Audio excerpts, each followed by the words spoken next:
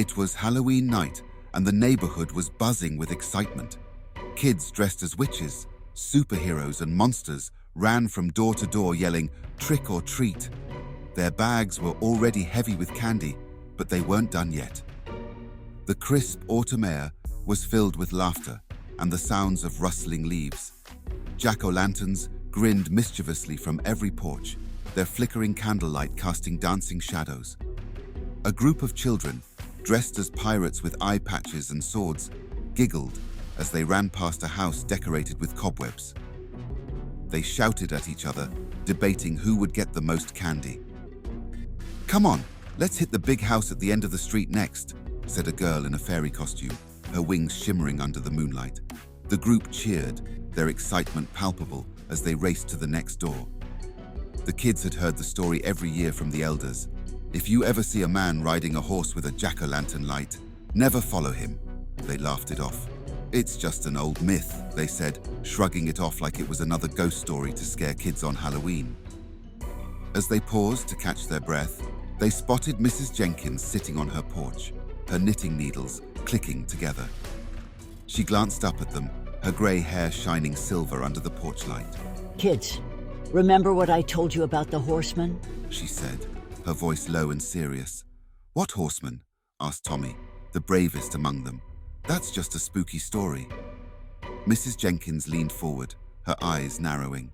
"He rides through these parts every Halloween. If you see him, you must not follow. Trust me, I know what I'm talking about."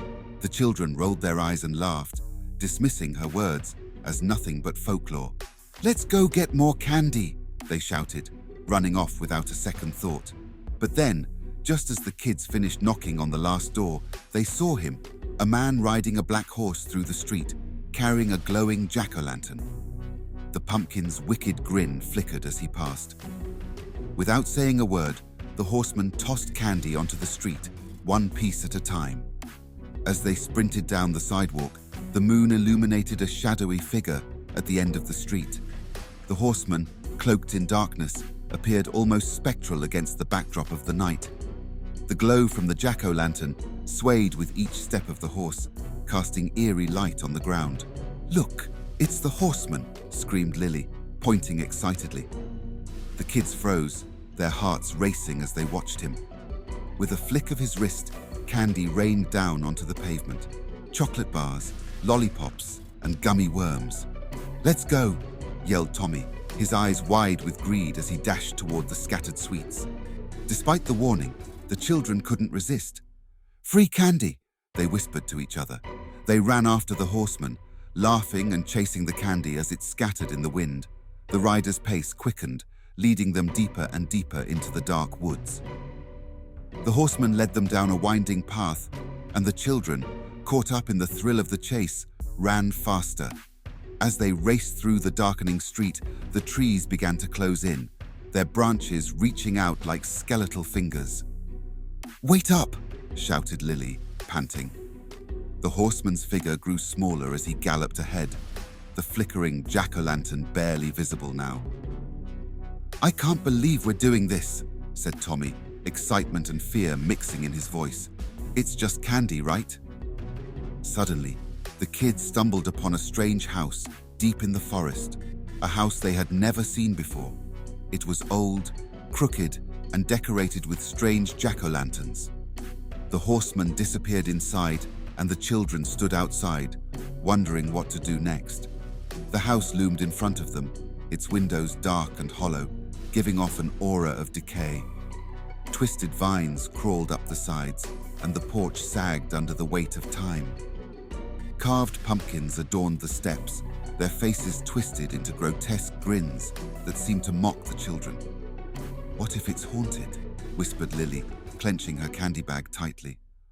"Haunted or not, we can't just leave," Tommy insisted, taking a step forward. "What if there's more candy inside?" With a mix of excitement and fear, the kids knocked on the door and shouted, "Trick or treat!" The door creaked open, and the kids tiptoed inside. To their shock, sitting by the fire was the horseman, and he was headless. His jack-o'-lantern glowed on the table where his head should have been. The door swung open with a creak that echoed through the eerie silence. The children hesitated but stepped inside, their hearts pounding. The interior was dimly lit by the warm glow of the fireplace, casting flickering shadows on the walls.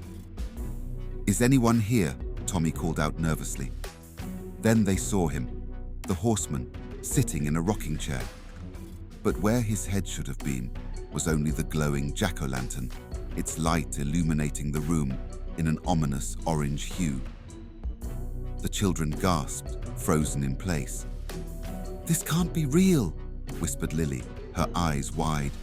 Before the kids could run, the door slammed shut behind them. They tried to open it, but it wouldn't budge. The headless man chuckled softly, then pushed a massive pile of candy toward them. "Eat," his voice whispered through the air. "Eat all the candy you can." The door slammed shut with a thunderous bang, rattling the very foundation of the house. Panic surged as they rushed toward it, but it felt as though an invisible force held it shut. "Let us out!" yelled Tommy, banging on the door in desperation. The headless man's voice, deep and resonant, filled the room. "Why would you want to leave? There's so much candy to enjoy." The children stared at the pile of colorful sweets that seemed to grow bigger by the second, their fear momentarily overshadowed by temptation. "I'm not hungry," Lily whispered, but her stomach growled in response. The children had no choice but to eat. They nibbled on chocolates, lollipops, and sour gummies until they couldn't eat anymore, but the candy never seemed to run out. Time dragged on, and the night felt endless as the children grew more and more tired.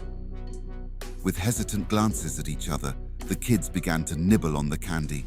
Each piece melted in their mouths, sweet and delicious, but as they indulged, an unsettling feeling crept in. "What time is it?"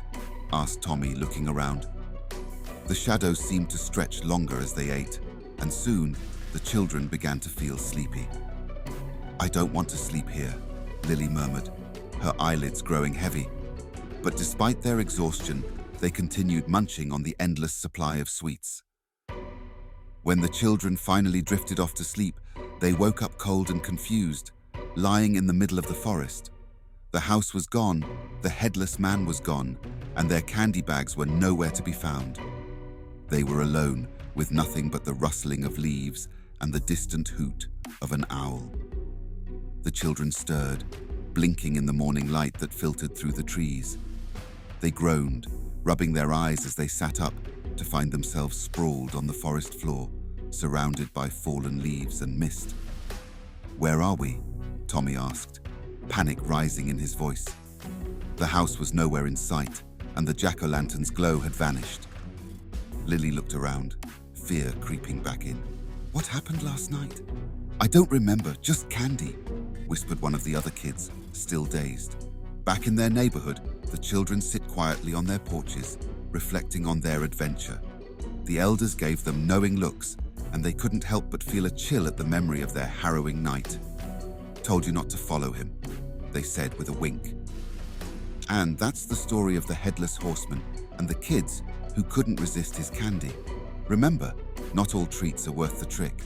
If you like this spooky tale, hit that like button, subscribe for more creepy stories, and tell us in the comments, would you follow the jack-o'-lantern light?